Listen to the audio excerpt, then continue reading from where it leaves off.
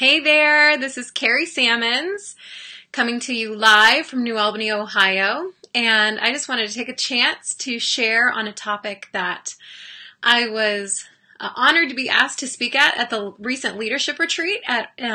We went to the one that was in Orlando, had a great time there connecting with so many of you, and the topic they asked me to speak on was the mindset of an influential leader.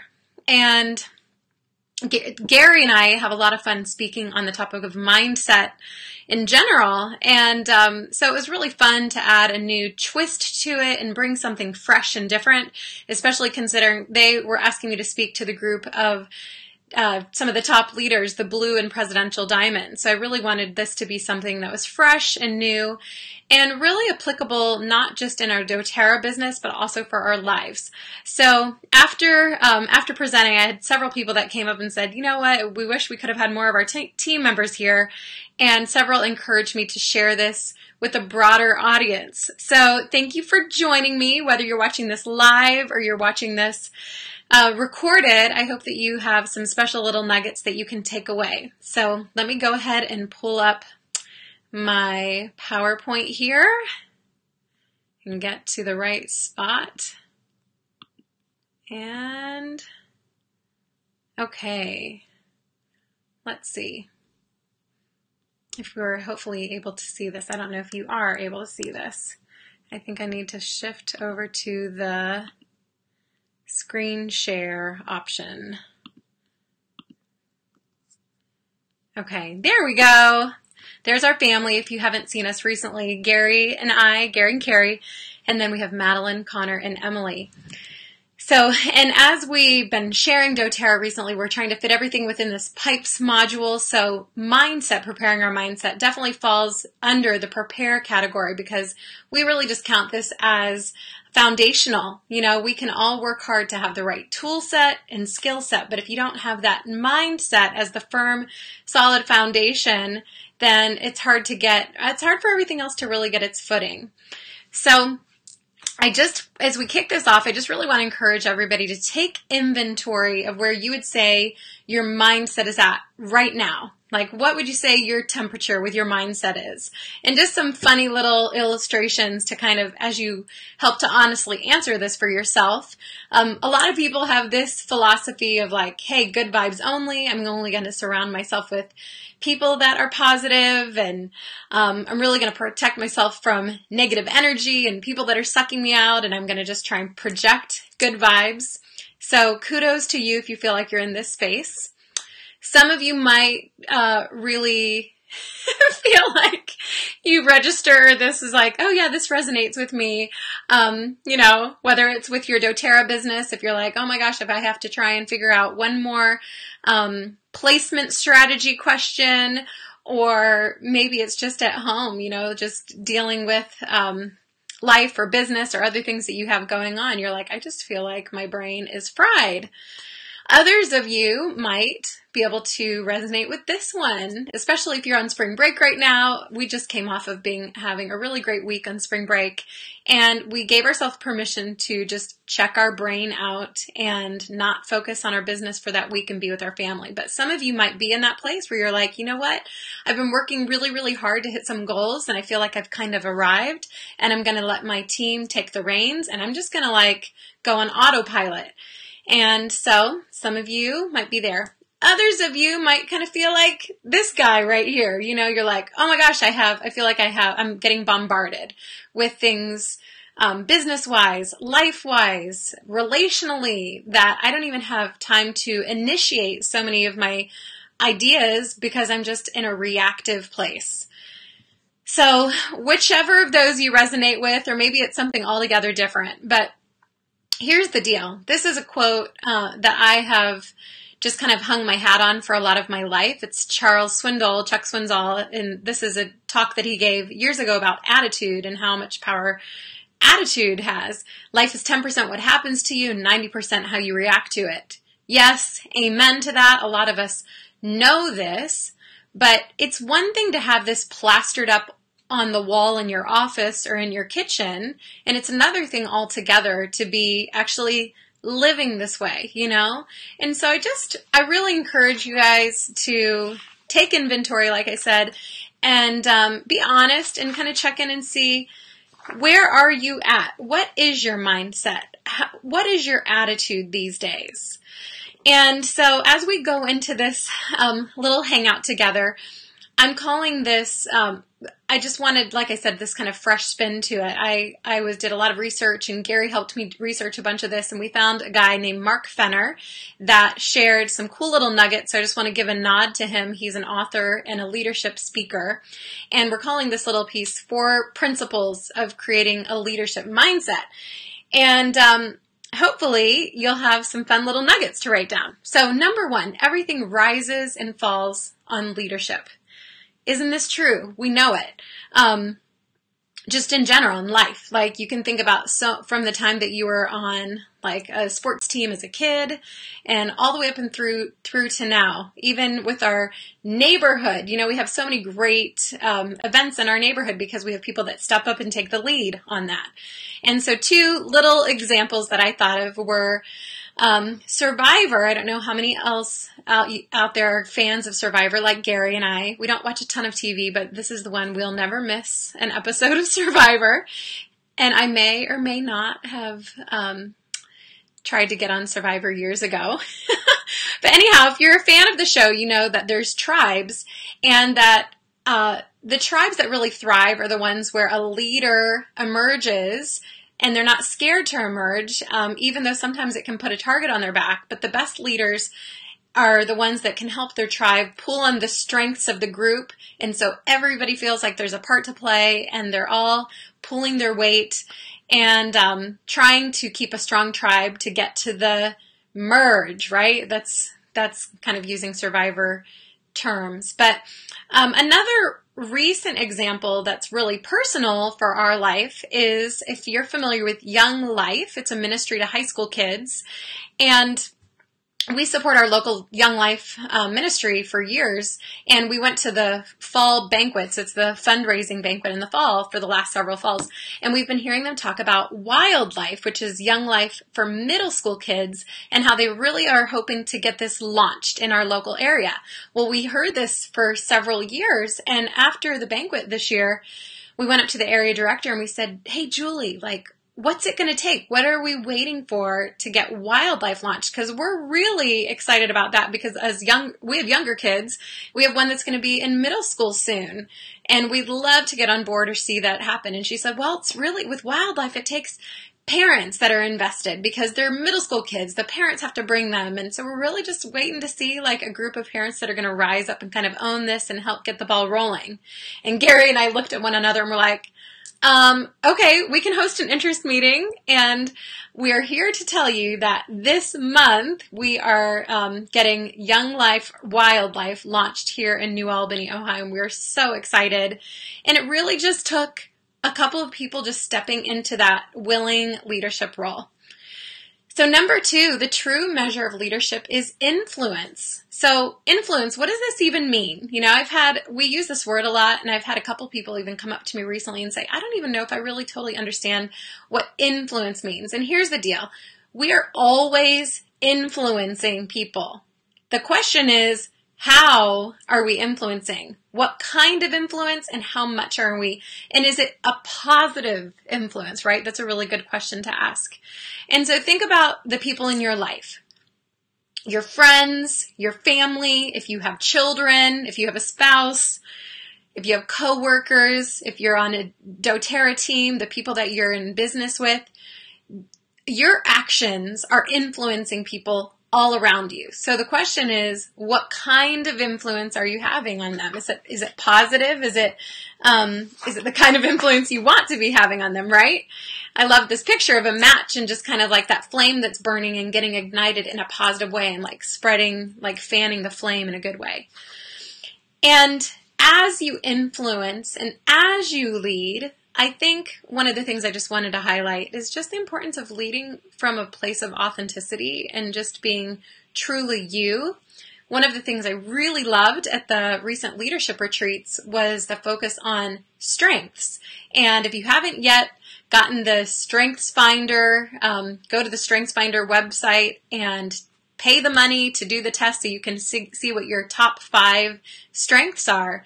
But just really that we all have different gifts, and that whatever you have that makes you beautifully and uniquely you, lead with that, because when we all bring our different strengths to the table, then we can work together in a beautiful way. And I feel like a lot of times we'll identify leaders that we're like, oh, they're really good because they do this and this and this, but I am not, like, I don't have that gift mix. And so then we kind of think, oh, maybe I don't have what it takes, or I'm not going to be able to lead my tribe in that dynamic way because I'm not like that person. But no, I'm here to tell you that all the top leaders within doTERRA were polled. We had to turn in our top 5 strengths, and of all of the 34 strengths were represented within the top leadership group. And so, yeah, just be authentically you. Be willing to be rocky road in a vanilla, setting, if that's what it takes. So Gary was recently reading a book called Wild at Heart. It's a great book if you haven't read it yet. And he came across this quote in there, and we both felt like this just fits so well into this talk. And so I'm going to read it. Don't ask what the world needs. Ask what makes you come alive, and go do it. Because what the world needs are people that have come alive, right? Aren't the people that you're most drawn to and attracted to and want to be around, the ones that you want influencing you, aren't those the ones that you see that are going and like living it in a big way and just being authentic and being them and listening to what their dreams and the things that God have planted in their hearts? And so I just feel like we need to give ourselves permission to go back and kind of think, what are those things that make me uniquely me? What are some of those dreams that I've had that I've put on a back shelf and I've thought maybe someday, and now you're approaching 40 or 50 or 60 or 70 and you're like, when's that day going to come, right? And I know that one of the biggest things that keeps us stuck or just not considering these things that seem like big, huge dreams, but doesn't feel realistic, is fear. Isn't it true that we just have fear that stands in the way? And I'm here to tell you that fear is not a bad thing. Like, we all deal with fear, and fear is the thing that sometimes is going to give us that adrenaline to help drive us in a positive way. And this is a quote that I love. Brené Brown uses this, and some of my favorite friends that have done mindset talks. And so we're just adopting this for this one. But if you can't beat it, do it scared. And I want this to be one of our mantras. I want this to be one of the mantras that Gary and I parent with and that we lead by in our own life, and that we model this out for our kids, that it's okay to do it scared. And so to illustrate this, I thought I would share a couple of recent stories about our sweet little Emily. Emily's our youngest. She's going to be 7 soon. And she's always working hard and doing an awesome job trying to keep up with her big brother and sister. And our kids just impress us every day with the things that they're willing to try. Just recently, we were in the Dominican Republic with the doTERRA incentive trip, and we had the opportunity to go on this big zip lining adventure. And Emily was like, yes, I'm going to do it.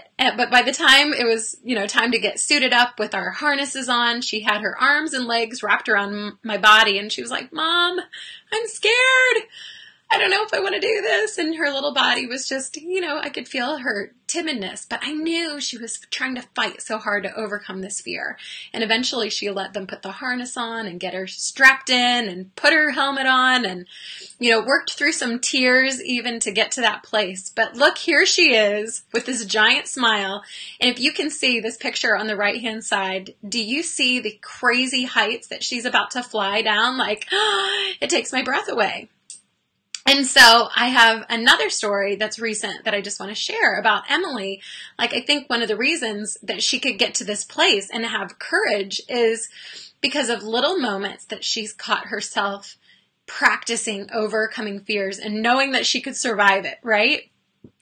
So recently our school district did a fundraiser that was like with the American Heart Association, jump rope for heart. Some of you might have done that out there. And Emily brought home the form, and she was looking at all the different things that you could earn. You know, one of the top prizes was some kind of big expensive camera, a GoPro camera. But she said, you know what I really want, Mommy and Daddy? I want to earn all these monster things. It was these cute little funny monster things that you can clip onto your backpack and the kids wear them around. She's like, my goal is to try and earn all of those monsters. And we're like, okay, well, you're going to have to earn like about $75 or $100 to get all of those. And I mean, you're probably going to have to start knocking on doors in the neighborhood. And so she's like, okay, I want to do it. So she practiced with us her script. She said, I don't know what I'm supposed to say. And so I sat with her and I said, okay, here, let's practice. My name is Emily and I'm raising money for the American Heart Association. Do you want to give a donation? And she practiced it over and over until she was like, okay, Daddy, I'm ready to go. And Gary, you know, looked her square in the eyes and he said, Emily, I just want to remind you, like, you get really nervous about going up and knocking on the doors because there's a lot of neighbors that have dogs. And Emily is very scared of dogs. Now, she's never had a negative experience with a dog. She's just like genuinely has this very real fear of dogs. And she's always trying to work to overcome it. But so Gary, when they got home after a few hours of knocking on doors in our neighborhood, and Gary had tears in his eyes and he said, Carrie, I just have to tell you what I experienced with Emily. He said, at the end of the driveway before every house, she looked at me and she was like, okay, Daddy, can you help remind me what I'm supposed to say? And so they practiced her little pitch that she was supposed to say when she knocked on the door.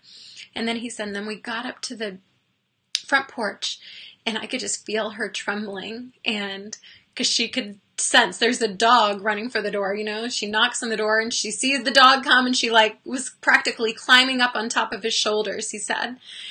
And they came and answered the door and she said her little spiel.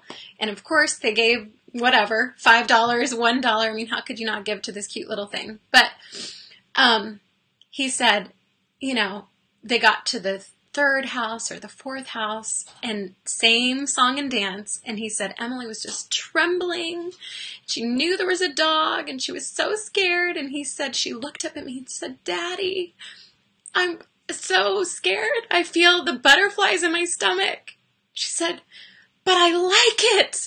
It makes me so emotional because I don't think she was crying. She was just really scared. But she said, but I like it.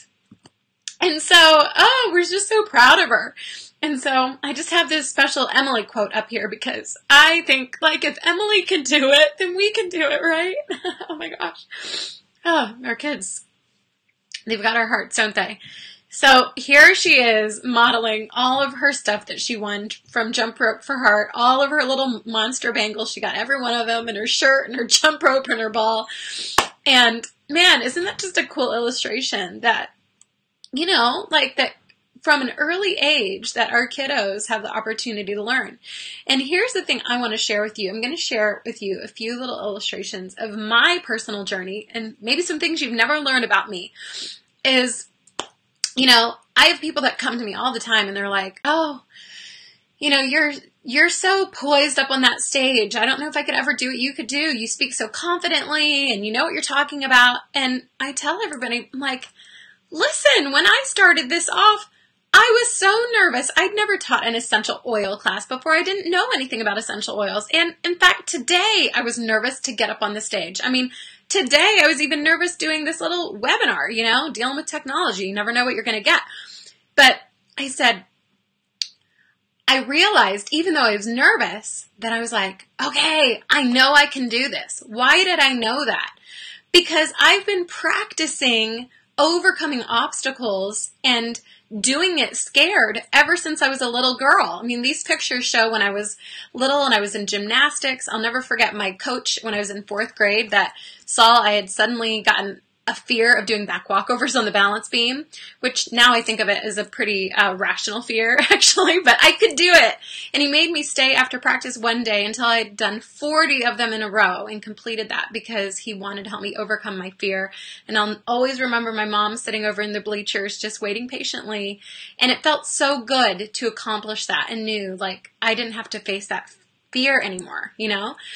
And then piano. I took piano for 13 years growing up, and every single time I got up on stage to play at a recital or in front of judges with memorized pieces, it made me so nervous, but every single time gave me courage, more courage for the next time.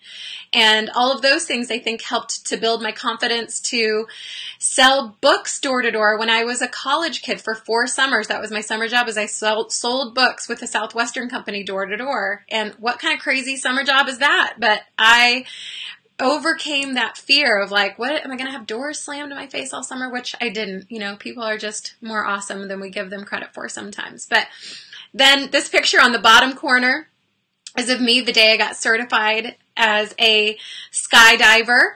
And yes, I'll always remember that phone call I had to make to my mom and dad that morning saying, just so you know, this is what I'm going and doing today, and I love you all so much. And then I moved to Madagascar after I graduated from college, and I was a 1-year missionary there. I taught English. And then my brother came and met me in Kenya, and we went down to Tanzania and hiked to the top of Mount Kilimanjaro together. And I just put all these things on here as little landmark things that I can go back to as I reflect on my journey of my life that taught me that I can do it scared and with unexpected things, and that it's going to be okay. Like, I can do it because I've done it before, right? And so I'm just here to remind you that also that we need to always be in a place that we're continuing to do this, that we're continuing to step out of our comfort zone. Because isn't it true that that's where the most beautiful growth happens, is in those uncomfortable places, those places where Emily's saying, this is really scary, but I like it, you know? And so I'm excited to announce to you all this summer we're going to Madagascar as a family. It's something that I've been praying forward for 17 years, and we actually have it booked. We're in the process of getting our flights booked, and it's really scary, and it's really exciting. We would covet your prayers, but we're going to go serve and volunteer and help build school, and we're taking oils to a maternity center, and we're so excited for what God has in store. But it's scary, you know, traveling across the world with all of our kids. And even though I lived there years ago, it's going to be a whole different ballgame. And so we're just praying that by stepping out and doing these things that we're modeling for people that it's okay, and giving others permission and having that kind of influence, right? And that's what you get to do, because here I illustrated all these things from my own personal life, but what I want you all to do is take time to do what I just did. Because when I have people that come up to me and say, I don't know if I can do this, or stand on stage, or teach a class, or go do a one-on-one, or whatever it is in your life that you're facing, even if you're not sharing doTERRA at all. You might just be an oil lover, but you have all these other things that you do in your life. But I want you to take inventory of all those things that you've been doing since you were a kid, to step out of your comfort zone, to give you that confidence now that you can just hang your hat on that. And, you know, let's talk about comfort zone for a second. I mean, we're Americans. We love being comfortable, you know, comfortable clothes, comfortable cars, comfortable temperatures in our home, comfortable vacations, you know, being getting uncomfortable is something that we don't like to do and don't like to talk about very often. But really, this is where the magic happens. So 2 more points, and then we're done with this. Number 3, the highest form of leadership is self-leadership. And this is just a nod and a reminder that we need to constantly be, you know, trying to help see how we can grow, how we can do better personally. And so one of the simplest ways to do that is just think about, like, what are we feeding our mind? I also like to think about, who are you spending your time with? You know, the people that you hang out with, a lot of times you're going to get that energy and you're going to emulate, and those are the people that are keeping you accountable. But also, What are you feeding your mind? Like, what TV shows are you watching? What books are you reading? And believe me, I'm all for, we need to have some of our things that are just like check out at the end of the day and have a veg out book that you're reading or show that you're watching. But even with those, pay attention to what you're feeding your mind. Because remember, what we feed our mind determines our appetite. And just an easy way to think of that is just like our bodies. If we eat more junk food, what do we crave? We start to crave more junk food. When you start to eat more nutrient-dense food, your body craves that more nutritious food. So it's in the same way. The more good stuff that you're putting into your mind, that's what your mind starts to crave and desire.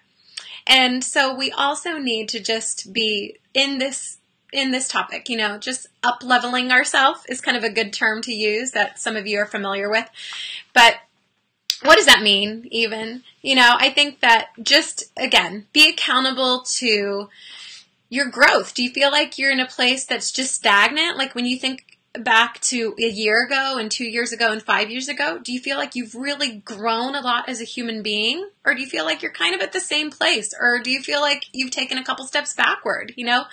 Check in with yourself, be honest, and maybe check in with some of your closest, maybe 1 or 2 closest friends or business partners, and ask them, say, do you see things in me that you see I could do a better job with?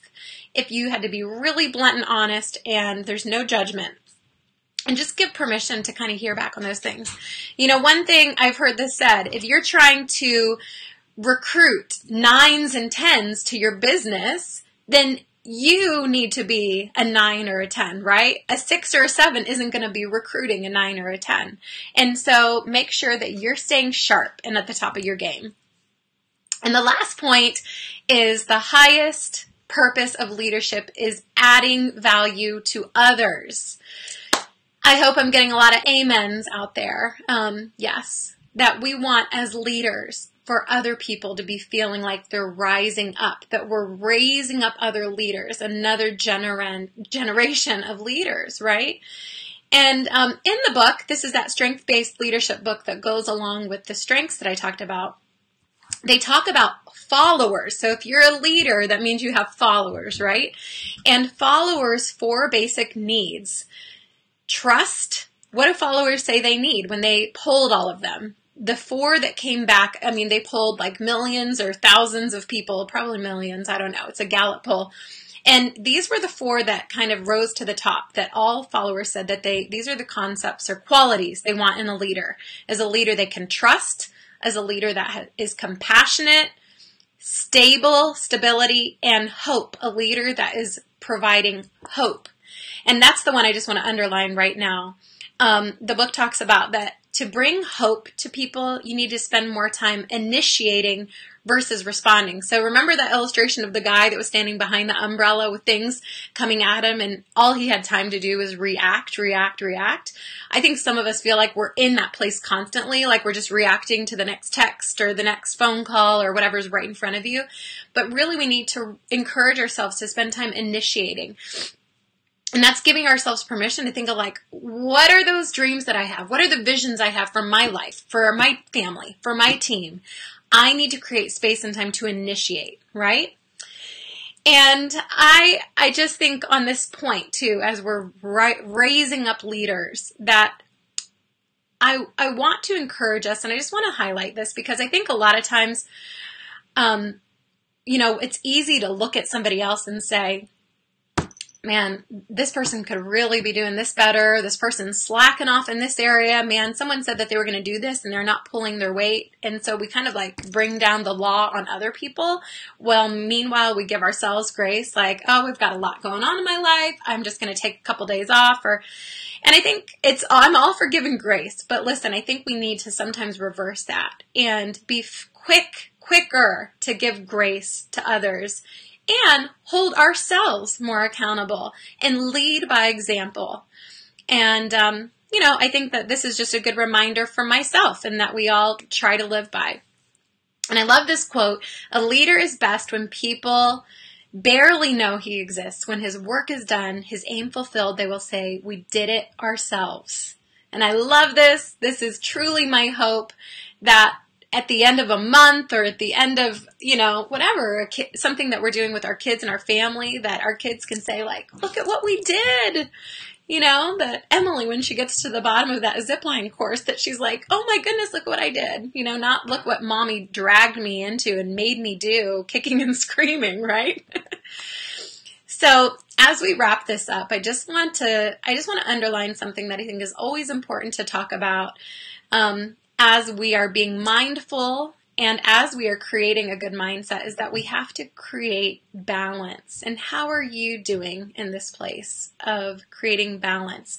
I just wanted to read this. One of the things that stood out to me in the books, in that Strengths Finder book, said that members of strong teams were as committed to their personal lives as they are to their work. And then it went on to say that the best teams seem to always have enough time to put their family first and to put the same level of energy and intensity into their family and their social community as they did to their work. And so I always try to ask myself, how am I doing with this? How are you doing with this? One thing that really helped me years ago was learning about the do not disturb function on my phone, and I turn that on to automatically go on every night, and then it turns off in the morning. And that way, when it's my time with Gary in the evening, my phone's not beeping and chiming at me, right? For some of you, you might need to start being more intentional about scheduling family nights and date nights, and just some of these dreams that we're talking about dreaming.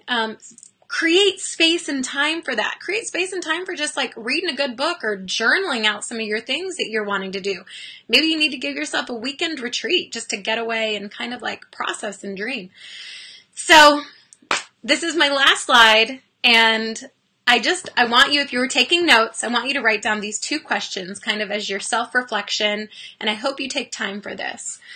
As we reflect now on having a mindset of an influencer, I want you to write, number 1, what's one aspect of your mindset right now that you feel like is really strong? And number 2, what's one area where you want to build upon or improve upon? Okay. We got to be intentional. The way that we develop habits, we have to be really intentional with it. And I wanted to, one of the things I'd written down here too says that our attitude and our behavior are deeply personal, but they're rarely private. And isn't that true? Deeply personal, but rarely private. What we do has a profound impact on the people around us. What we do and our mindset and our attitude does have a profound impact on the people around us. So I just want to wrap this up. Thank you so much for joining me. I hope that you got some good nuggets out of this. This topic, like I said, it's near and dear to my heart. We're trying to live it out right now as we speak. And I'd love to hear feedback from all of you about maybe ways that you're doing it scared, and just, the ways that you're having influence in the people's lives around you. And I'm cheering you forward. All right, everyone, over and out.